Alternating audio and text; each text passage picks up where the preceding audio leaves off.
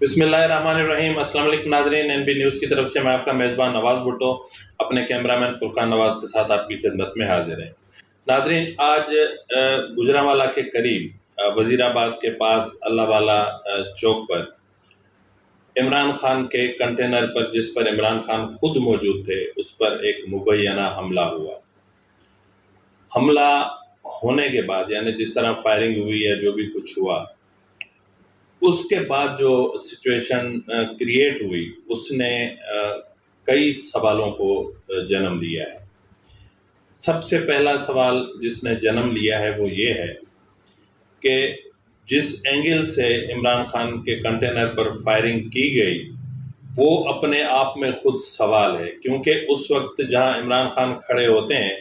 وہاں نیچے ان کے کچھ گارڈز کھڑے ہوتے ہیں، کچھ جو ان کے اپنا سوشل میڈیا کے جو ٹیم ہوتی ہے وہ ہوتے ہیں،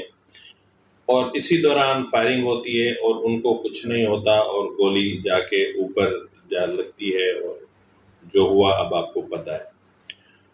اس کے بعد عمران خان کے کنٹینر سے ایک فائر ہوتا ہے، جس کے نتیجے میں ایک شخص کی جان چلی جاتی ہے۔ بہت افسوسناک صورتحال اور بہت بھیانک صورتحال، لیکن بظاہر ایسا لگ رہا ہے جیسے پی ٹی آئی کے اس جو لانگ مارچ، جو ایک لڑ کھڑا ہوا لانگ مارچ تھا، جس کو شارٹ مارچ بھی کہا جا رہا تھا، جس کو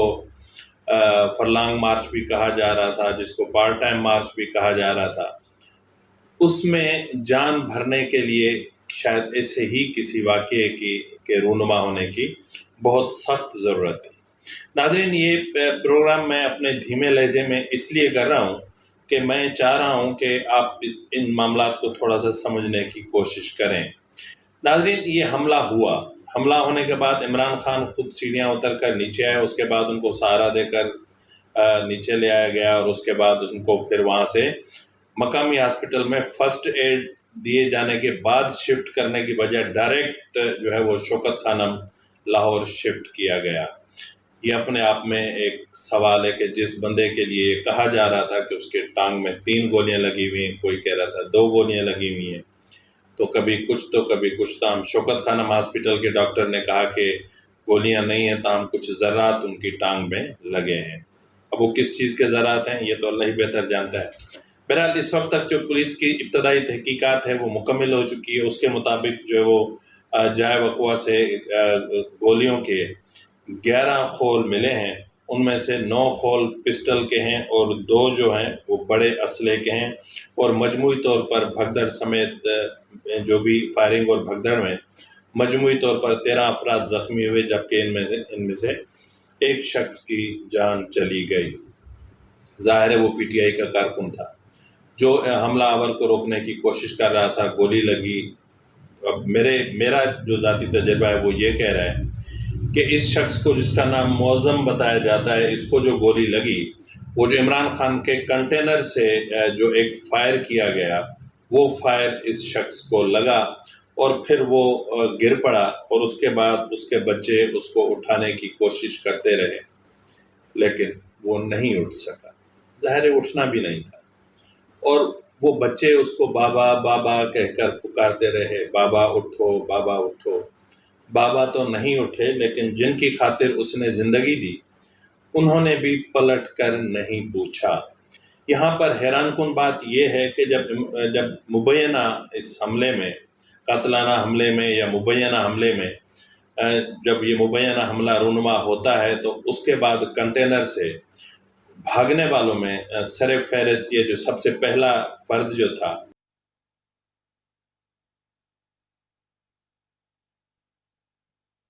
تو بہرحال جو ہے وہ اس کے فوراً بعد پھر ملزم جو گرفتار ہوتا ہے اس کو تھانے پہ لے جایا جاتا ہے، اور وہاں پہ وہ ایک اسٹیٹمنٹ ریکارڈ کرواتا ہے، اور اس کے بعد پھر اسٹیٹمنٹ لمحوں میں پورے پاکستان کیا بلکہ پوری دنیا میں وائرل ہو جاتی ہے، اور اس کے بعد وہ مختلف قسم کے جو ہے توجیحات دینا شروع کرتا ہے کہ میں نے یوں کیا، میں نے یوں کیا، میں نے یوں کیا، اور بظاہر ایسا لگ رہا ہے کہ وہ سفید جھوٹ بول رہا ہے، اور جھوٹ تو جھوٹ ہوتا ہے نا، جھوٹ ظاہر ہوتا ہے۔ تو بہرحال جو ہے وہ اس کے فوراً بعد، یعنی جو واقعات رونما ہوئے اس کے فوراً بعد ابھی عمران خان شوکت خانم ہاسپٹل نہیں پہنچا تھا کہ پی ٹی آئی رہنما فواد چودھری نے کنٹینر سے کھڑے ہو کر اسپیچ دی، بڑی بھیانک اسپیچ دی۔ ایسا لگ رہا تھا کہ جیسے ان لوگوں کو اس واقعے کا انتظار تھا، منتظر تھے کہ ایسا واقعہ کب رونما ہوگا اور کیسے ہوگا، اور یہ پوری ایک منصوبہ بندی کے تحت شاید ہوا ہے۔ مطلب میں ان کو اپنے الفاظ میں بیان کرنے کی بجائے میں چاہتا ہوں کہ فواد چودھری نے جو کہا ذرا آپ خود سن لیجئے۔ ہمارے اس بچوں کا خون یا پائے، ہمارے لیڈر کا خون یا پائے کہ بدلہ لوگے۔ پورے پاکستان کے طریقے انصاف کے لوگوں کو میں کہتا ہوں، وعدہ کرو، بدلہ لو۔ جس طریقے سے ہم امن کی پارٹی ہیں، ہم بندوقوں والی پارٹی نہیں ہے، لیکن ہمارے لیڈر کے اوپر بندوقوں سے حملہ کیا گیا ہے۔ بزدل لوگ جو اس کے پیچھے ہیں وہ کان کھل کے سن لے، آپ کان کھول کے سن لے، ہم اس کا بدلہ لیں گے انشاءاللہ تعالی۔ ابھی ساری جو لیڈرشپ ہے یہاں ہمارے ناظرین، فواد چودھری کے اس اسٹیٹمنٹ کے بعد ملک میں طوفان برپا ہو گیا۔ رانا ثناء اللہ کے گھر پہ جو وفاقی وزیر داخلہ ہیں ان کے گھر پہ حملہ ہوتا ہے، پتھراؤ ہوتا ہے، گھر کے شیشے ٹوٹ جاتے ہیں، اور ملک بھر میں یعنی ہر شہر میں سخت احتجاج کیا جاتا ہے، اور عوام کو ریاستی اداروں کے سامنے لا کے کھڑا کر دیا جاتا ہے، اور دفاعی اداروں کے خلاف سنگین اور سخت نعرے بازی کی جاتی ہے۔ کراس کی ہے، یہ معافی کے مستحق نہیں ہے، انہوں نے ریڈ لائن کراس کی ہے، انہوں نے خان صاحب پہ فائرنگ کی ہے۔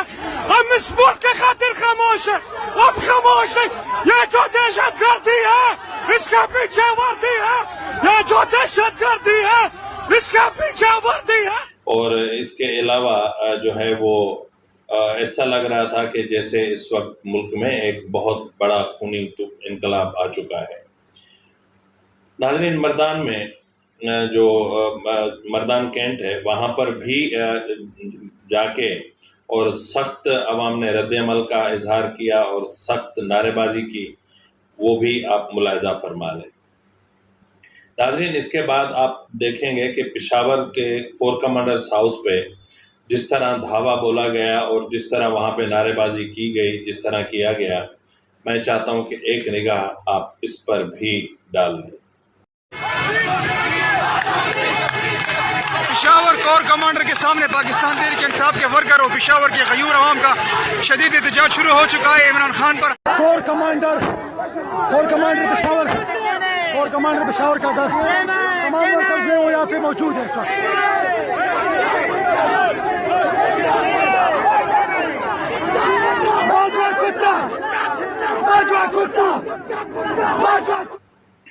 ناظرین، ابھی یہ سب کچھ چل رہا تھا، پورے ملک میں آگ لگی ہوئی تھی، پورے ملک میں احتجاج ہو رہا تھا، ٹائر جل رہے تھے، کوئی فائرنگ کر رہا تھا، اور کوئی ایم این اے جو ہے وہ غلیظ زبان استعمال کرتے ہوئے گالم گلوچ کے ساتھ رانا ثناء اللہ کے قتل کا اعلان کر رہا تھا، تو کہیں کچھ ہو رہا تھا۔ مطلب بہت ایک بھیانک سچویشن تھی، اور اس کے ساتھ ہی جب ڈاکٹر فیصل نے آ کے یہ بتایا کہ کوئی تشویشناک بات نہیں ہے، عمران خان کی ٹانگوں میں شاید کچھ ذرات یعنی گولیوں کے کچھ ٹکڑے لگے ہیں یا پھر چھرے، جو کہا جا رہا ہے کہ 2 جو خول ہیں وہ کسی بڑے اسلحے کے ہیں، تو چھرے بھی کسی کو لگ سکتے ہیں، تو ممکن ہے کہ چھروں کے ٹکڑے ہوں جو عمران خان کو لگے ہوں۔ ناظرین، اس کے فوراً بعد عمران خان ابھی ہاسپٹل میں ہی ہوتے ہیں کہ اسد عمر اور پی ٹی آئی کا دیگر رہنما آ کے پریس کانفرنس کرتے ہیں۔ مطلب پریس کانفرنس تو نہیں تھی، وہ فتنے کا آغاز تھا، اور اسد عمر نے اپنے اس پریس کانفرنس میں یا اس پیغام میں کیا کہا، یہ ذرا آپ ملاحظہ فرما لیں۔ میرے بہاف پر یہ اسٹیٹمنٹ جاری کرو، کیونکہ وہ کہہ رہے ہیں کہ میرے پاس پہلے سے بھی کچھ انفارمیشن آ رہی تھی جس کا ہمیں پہلے پتہ نہیں تھا، لیکن انہوں نے یہ کہا، اور انہوں نے کہا ہے کہ 3 لوگوں کے اوپر میرا یقین ہے کہ جنہوں نے یہ سب کچھ کروایا ہے، اور وہ 3 لوگ جو ہیں وہ شہباز شریف ہیں، وہ رانا ثناء اللہ ہیں، اور وہ میجر جنرل فیصل ہیں۔ یہ انہوں نے کہا کہ میرے پاس یہ انفارمیشن پہلے آ رہی تھی، جس کی بنیاد کے اوپر میں یہ کہہ رہا ہوں کہ یہ جو قاتلانہ حملہ کروایا گیا یہ ان لوگوں نے کروایا ہے، اور مطالبہ یہ ہے کہ ان تینوں کو اپنے عہدے سے ہٹایا جائے، اور اگر ان کو اپنے عہدے سے نہیں ہٹایا گیا تو پھر ملک گیر احتجاج ہوگا، اور پھر ایسا نہیں ہو سکتا کہ پاکستان ایسے چلتا رہے عمومی حالات کے ساتھ۔ ناظرین، جیسا کہ میں نے آپ کو بتایا کہ یہ واقعہ رونما ہونے کے فوراً ہی بعد تینوں نام سامنے آئے اور باقاعدہ اعلان کیا گیا کہ شہباز شریف، وزیر اعظم شہباز شریف، وزیر داخلہ رانا ثناء اللہ اور میجر جنرل فیصل، ان تینوں کو جب تک یہ مستعفی نہیں ہوتے، اگر یہ مستعفی نہیں ہوتے تو پورے ملک میں سخت تحریک چلائی جائے گی۔ اور فیکٹ یہ ہے کہ جو کچھ ہو رہا تھا وہ اس تحریک سے بڑھ کر تھا۔ تو مطلب ایک عجیب طبیعت میری جو ہے نا اس ساری سچویشن کو دیکھ کر میں بہت اندر سے تکلیف میں ہوں، مطلب ہر ایک پاکستانی کی حیثیت میں، کہ آج ایسی سچویشن کریٹ کی گئی کہ ایک پی ٹی آئی کے پیڈ جرنلسٹ عمران ریاض نے ایک ٹویٹ کیا کہ جو کچھ آج جو ہے وہ اپنا پشاور کور کمانڈر کے گھر کے سامنے ہو رہا ہے، یہ کل جی ایچ کیو کے سامنے بھی ہو سکتا ہے۔ تو اس طرح کے جو بیانات تھے، یعنی ہمارے دفاعی اداروں کو اور ہمارے ملک کے جو عوام ہیں ان کو آپس میں لڑوانے کی کوشش کی گئی، بھیڑوانے کی کوشش کی گئی، پاکستان کو بری طرح سے ڈی اسٹیبلائز کرنے کی کوشش کی گئی، پاکستان میں افراتفری کا ماحول پیدا کرنے کی کوشش کی گئی، پاکستان میں ایسا تاثر پیدا کرنے کی کوشش کی گئی کہ عمران خان بالکل ابھی جس طرح آپ نے ایک ویڈیو میں سنا کہ وہ ایک صاحب کہہ رہے ہیں کہ عمران خان ہماری ریڈ لائن ہے، اور یہ باجوہ اور آئی ایس آئی یہ سب ان کو ہم نہیں جانتے، عمران خان ہماری ریڈ لائن ہے۔ تو عمران خان تو آپ کی ریڈ لائن ہو سکتی ہے، لیکن یہ ملک ہماری ریڈ لائن ہے۔ اگر ہمارے ملک پہ، ہمارے اس پاکستان پہ آنچ آئے گی تو پھر کوئی بھی برداشت نہیں کر سکتا۔ میں جانتا ہوں میرے ویلاگز پہ مجھے کتنی گالیاں پڑتی ہیں، میں جانتا ہوں کہ پی ٹی آئی کے جو یوتھیے ہیں وہ کس قدر غلیظ زبان استعمال کرتے ہیں، کس قدر گالم گلوچ کرتے ہیں، کس قدر بدتمیزی سے پیش آتے ہیں، لیکن خیر ہے، وہ ان کا ظرف ہے اور یہ میرا ظرف نہیں ہے کہ میں بھی ان کو انہی کی زبان میں جواب دوں۔ چاہوں تو جواب دے سکتا ہوں، اور چاہوں تو پھر عمران خان کے اگلے پچھلے جو باقی تھوڑے بہت بچے ہیں وہ بھی کھل سکتے ہیں، اور مطلب بہت کچھ کھل سکتا ہے، لیکن پھر ان میں اور ہم میں کوئی فرق نہیں رہے گا، کیونکہ میں کسی کا پیڈ جرنلسٹ نہیں ہوں۔ میرے لیے نون لیگ کی کرپشن آ جائے، میرے لیے عمران خان کی کرپشن آ جائے، میرے لیے بلاول اور زرداری کی کرپشن آ جائے تو چور چور ہوتا ہے، وہ پھر کسی بھی پارٹی کا ہو، میں کسی کو بخش نہیں کروں گا، کسی کو معاف نہیں کروں گا، کیونکہ میرے لیے سب سے پہلے میرا وطن ہے۔ اور میں یہ بالکل کھلے دل کے ساتھ یہ کہہ رہا ہوں کہ عمران خان نے اس ملک کو تباہ کیا ہے، عمران خان نے اس ملک کی معیشت کو تباہ کیا ہے، عمران خان نے اس ملک کی اخلاقیات کو تباہ کیا ہے، اور عمران خان نے اس ملک کے معاشرے کو تباہ کیا ہے، عمران خان نے اس ملک کی سیاست میں بدتمیزی کو داخل کیا ہے، عمران خان نے اس ملک کی سیاست میں فتنے کو اور شر کو اور جو ہے وہ مسلح جو چیزیں ہوتی ہیں ان کو جو ہے وہ اس میں داخل کیا ہے۔ تو بہرحال جو بھی صورتحال ہے یہ بہت تشویشناک ہے اپنی جگہ پر، کیونکہ اب اس وقت بظاہر ایسا لگ رہا ہے کہ یہ سب کچھ ایک منصوبہ بندی کے تحت ہوا ہے، یعنی منصوبہ بندی بھی ایسی کہ جس وقت عمران خان کو اس چیز کی بہت ضرورت تھی، کیونکہ عمران خان کا لانگ مارچ جو تھا وہ لڑکھڑا رہا تھا، اس میں عوام کی پارٹیسپیشن نہیں تھی۔ جیسا کہ اس سے پہلے والے ویڈیو میں نے کہا تھا کہ حالت تو یہ ہے کہ پنجاب پولیس کے جو اہلکار ہیں وہ ٹرکوں اور کنٹینرز کو روک کر سڑک پر ٹریفک جام کرنے کی کوشش کر رہے ہیں تاکہ عمران خان کا قافلہ گزرنے کے بعد ان کو وہاں سے ہٹایا جائے، اور وہ جو ٹریفک جام ہے وہ عمران خان کے پیچھے چلے، اور پھر جو اپنا ڈرون کیمراز ہیں ان کے ذریعے ریکارڈنگ کی جا سکے کہ دیکھیں عمران خان کے قافلے میں کتنے لوگ ہیں۔ یہ فیکٹ ہے کہ عمران خان کی سیاست مر رہی تھی، یہ فیکٹ ہے کہ عمران خان کا لانگ مارچ تباہ ہو چکا تھا، یہ فیکٹ ہے کہ عمران خان کے سب کچھ اور بالخصوص جس بڑی تعیناتی کا معاملات تھے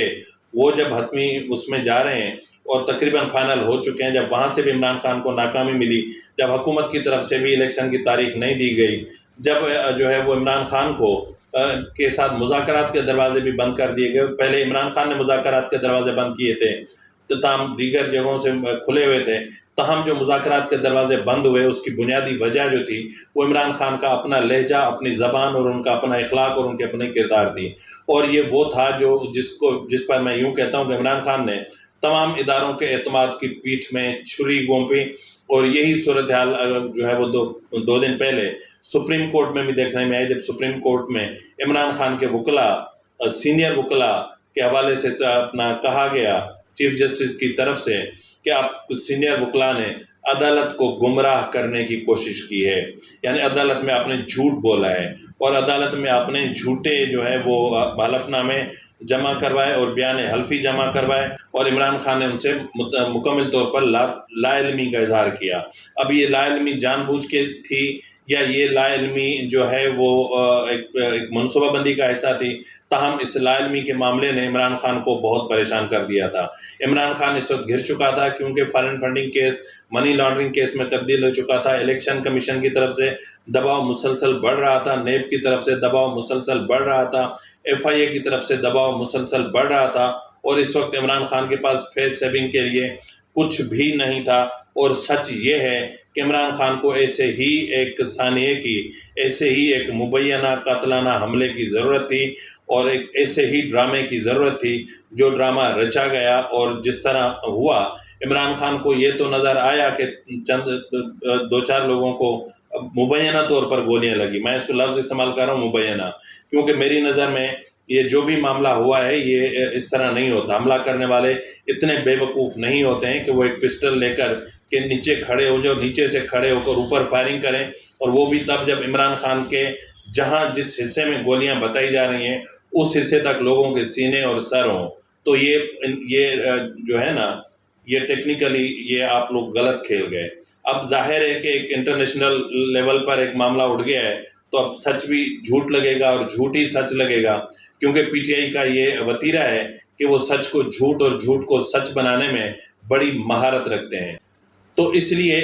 آج جو بھی کچھ ہے وہ سچ جو ہے وہ جھوٹ دکھ رہا ہے اور جھوٹ سچ نظر آ رہا ہے. تو آج ریاست کے خلاف عوام کو کھڑا کرنے کی کوشش کی گئی ہے. آج پاکستان میں بدترین بغاوت پیدا کرنے کی کوشش کی گئی ہے، اور اس بغاوت کے ذریعے اس ملک میں افراتفری اور قتل و غارت گری کی کوشش کی گئی ہے. اور ایسی بھیانک کوشش کی گئی ہے کہ اللہ خیر کرے کہ اگر جو ہے وہ سیاسی قیادت فوری طور پر اس کا ریئیکشن نہ دیتی اور اس معاملے کو ٹھنڈا نہ کرتی تو آج پاکستان میں شاید بہت کچھ ہو جانا تھا. جبکہ آپ کو پتہ ہے کہ وزیر اعظم شہباز شریف نے اس کی مذمت کی،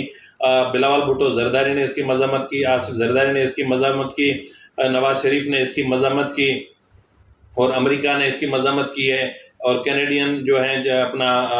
ٹروڈو انہوں نے بھی مذمت کی، اور UAE سے بھی اور سعودی عرب سے بھی اس معاملے کی مذمت کی گئی. ہر طرف سے ظاہر ہے ایک عمران خان ایک لیڈر تو ہے، لیکن وہ خود نہیں جانتا خود کو کہ میں لیڈر ہوں. وہ خود کو محض پتہ نہیں کیا سمجھتا، میں وہ لفظ استعمال نہیں کرنا چاہتا. تاہم آج جو کچھ ہوا وہ سمجھ لیں کہ پاکستان کے خلاف ایک بہت بڑی بھیانک سازش کا ایک حصہ تھا، اور اللہ کا شکر ہے کہ انیشلی اس سازش کو روک دیا گیا ہے. اب اس کو کون سا رنگ دینے کی PTI کوشش کرتی ہے، اس جھوٹ کو کون سا نیا جو ہے وہ بیانیہ بنا کر کل مارکیٹ میں بیچنے کے لیے لے آتی ہے، یہ کل ہی پتہ چلے گا. اسی کے ساتھ ہی اپنے میزبان نواز بھٹو کو اجازت دیجیے. اللہ حافظ.